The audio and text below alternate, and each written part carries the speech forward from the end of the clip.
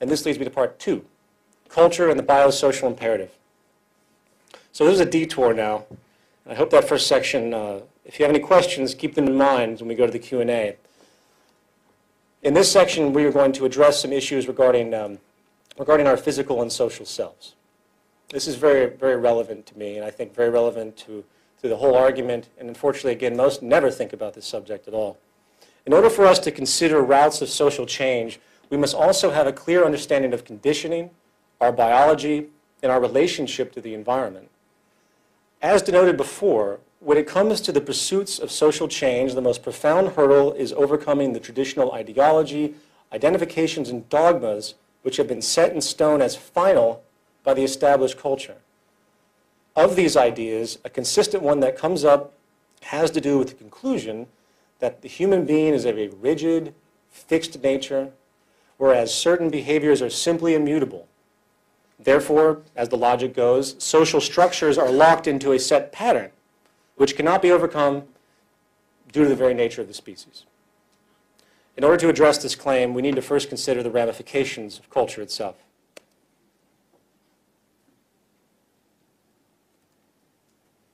The word culture in a social sense is defined as a set of shared attributes, values, goals, and practices that characterizes an institution, organization, or group. The most obvious, yet often overlooked example of the mechanics of culture is the fact that we are provably shaped by the sort of society we live in. The language you use, the gaming strategies you execute for survival, the perception of beauty you lust for, the familial patterns and traditions you perpetuate, and the deeply held theology, myths, and urban legends that define your broadest view are all examples of the qualities you might absorb arbitrarily from the culture you have been born into. In fact, if you dig deeper, you find that there is really nothing that we cognitively think and believe which isn't first presented to us in some environmental form. An insulted man who pulls out a gun and shoots somebody had to learn at some point in his life what a gun was, how to pull the trigger, along with what he was to find insulting to begin with. Every word that I am saying has been learned one way or another. Every concept relayed is a collective accumulation of experience. A Chinese baby taken at birth and raised in a British family in England will develop the language, dialect, mannerisms, traditions, and accent of the British culture. Needless to say, it is obvious the profound effect the environment has on behavior. But that's only part of the equation, for we are obviously biologically defined as well. It doesn't matter how much time I try to condition a cat to learn to speak English, it simply can't. Simply due to the limitations of its evolutionarily derived biological state. Those limitations are basically defined by genes. Genes are a fairly recent discovery, and there has been a great deal of speculation as to the spectrum that genes hold. The spectrum of relevance that genes hold. The most contentious is in the realm of behavioral biology. This is a field dedicated to understanding how genetics influences behavior. The idea that genetics are the possible source of various behaviors became popular in about the 19th century. One of the first pursuits that emerged was the idea that the aberrancies of human behavior, such as criminality, could be explained by a person's genes. You know, the old criminal gene idea. Sickly enough, even eugenics operations in the form of sterilization took place many years ago in an attempt to rid society of, quote, criminals, idiots, imbeciles, and rapists. The implication is that certain people are naturally, quote, bad people due to their genetics. You see this rhetoric everywhere. Someone might say, he has bad blood, or she's just an evil person. As an aside, I find it fascinating that this simplistic social fallback to explain a person's behavior is in full accord with the primitive superstitious duality postulated by nearly all established religions, good and evil. The gene in this case has replaced the satanic demon that once possessed a person, and thus the person has no control over their evil actions. In other words, they are slaves to their genes. Well, as research has progressed, it has been found that genes do nothing of the sort. Genes are stretches of DNA that produce proteins, which of course are vital to the operation of the brain, the nervous system, and the whole body. However, they are not autonomous initiators of commands. They do not cause behaviors in any real sense of the idea. In the words of Professor of Biology and Neurology at Stanford University, and a well-known anthropologist as well, Dr. Robert Sapolsky, genes are rarely about inevitability, especially when it comes to humans, the brain, and behavior. They're about vulnerability, propensities, and tendencies. As it turns out, the determining factor of genetic propensities, particularly in the realm of behavior, is the environment that the organism resides in. For example, recent research has shown that a gene could exist for depression. However, just because you have that gene does not mean you're going to get depressed. It takes some form of dramatic environmental stressor to trigger the genetic response, such as a sudden death of a loved one or something very severe. In other words, the environment triggers the existing genetic propensity. Even with a genetic predisposition to a particular illness, there is no guarantee you're going to get it. A chair with a broken leg is not dangerous if you never sit on it. As a variation of this, it is interesting to know how the environment even affects broad physiological attributes, a realm traditionally left for the genetic side of the nature and nurture debate. A study was done a few years ago at the Miami School of Medicine with premature infants in neonatology wards, where they decided to simply touch a section of the infants in the wards a few times a day, while the other section was not touched. All feeding patterns remained alike, everything else equal. As it turned out, the infants that were touched grew 50% faster and were noticeably more healthy. They were released from the hospital a week early. When compared months later, these same kids showed better health and agility than those that were not touched. It's incredible. It's a dramatic finding on many levels, for it shows that the genetically prescribed growth hormone release can be profoundly influenced by a simple and subtle environmental experience. Furthermore, the environment can not only trigger genetic propensities or influence their extent, it can override them to a certain degree. A couple of years ago, another study was done at Princeton University where scientists were able to genetically engineer mice, removing a key gene relevant to their neurotransmitter system, selectively targeting learning and memory. As a result, the cultivated mice report various memory and learning exercises.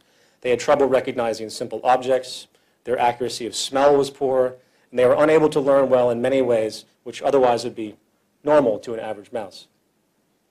Once their disability was confirmed and established, the scientists then put the cognitively dim mice as adults in an enriched, stimulating environment. And over time, it was found that many of the genetically engineered learning disabilities were actually overcome by the simple exposure to an intellectually nurturing environment. In other words, the environment is actually able to reestablish neurological pathways that seemed not to exist. Again, this is a powerful testament to the power of the environment when it comes to brain and hence behavior. We're perpetually molded and shaped by what's around us, and it has an extremely direct effect on our genes and what might be inherent to us. It's very important. The reason this is being brought up is to illustrate the fact that our environment is provably the most important determinant in our functionality.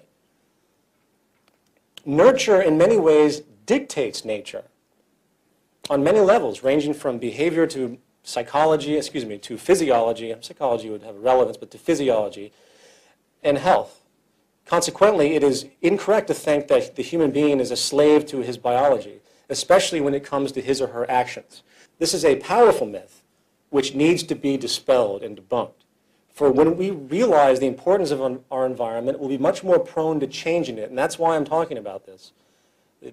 In isolation, it might seem like these are abstractions, but we have to learn that biologically, we are only as relevant, so to speak, as the environment which interacts with our biology. However, as one final example worth considering, which from my perspective summarizes the overwhelming power and relevance of our environmental culture we are exposed to, let's consider the implications of feral children. A feral child is a human child which has lived isolated from human contact from a very young age, isolated from society or human society. Historical examples of this range from children that have been locked in rooms by their parents for years to children who have been abandoned in the wild and raised, so to speak, by animals. This is Jeannie.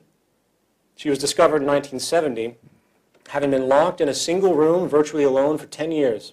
When they found her at 13 years old, she could barely understand language, and she knew only a few words. She was 54 inches tall. Her eyes could not focus beyond 12 feet, and she walked in an awkward, hunched manner, and she could not chew solid food. Once rescued, psychologists and scientists immediately began working to rehabilitate Jeannie, creating a nurturing environment, and she quickly began to overcome a great amount of the problems that she had had, but due to the severe emotional scars that she went through, something very specific stuck out, which has a specific relevance to the point I'm trying to make, and that was her inability to learn language. While humans obviously have a genetic predisposition for language, it is cases like this that show how the environment does not, if the environment does not engage those propensities at a certain point in time, then those language capabilities will not form. It requires the environment to stimulate the effect. And that's a very important thing, and I'm going to keep reiterating that. This young girl was rescued in May of this year in Russia. She was locked in a room with dogs and cats for several years, causing her to behave like an animal. She could not speak. She lapped up her food and drink with her tongue, and she walked on all fours. She was 5 years old when they found her, but her physical size was only of a 2-year-old, excuse me. This is fascinating, apart from being horrific. It's the fact that feral children, they can pick up and imitate things in their environment that to us would seem absolutely unhuman. This is a girl named Oksana Malaya. She was also extremely neglected and ended up spending the majority of her childhood between the ages of 3 and 8, 5 years, living with dogs in the back of the family home. She actually slept in the kennel with the dogs for 5 years, and when rescued, she had adopted incredible canine mannerisms, including barking, a higher than average sense of smell and hearing. She ate raw meat. She walked on all fours and knew virtually no language. It is sociological examples like this that should really make one step back and question the lowest common denominator of what is supposed to be human nature. Please understand that there's no denial that we human beings are wired in a particular way. However, the fact is we obviously, especially at a young age, have an incredible ability to adapt to our environment.